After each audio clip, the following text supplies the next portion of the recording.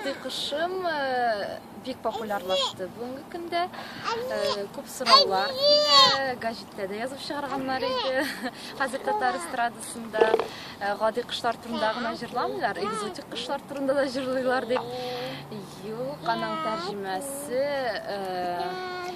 жырлый турган кыш деп аңлатыла, птица певчая. Эстрадасына Халикова фамилиясы белән чыктым. Кияүгә чыккач, менә фамилиям Халикова инде хәзер минем, кыз фамилиям Уразова иде. Кияүгә чыккач, картанием әйтеп калдырды, Гадилә картанием, ул минем Әтнә районыннан, Төрекләр авылыннан. Аның әнисенең кыз фамилиясы Халикова булган иде.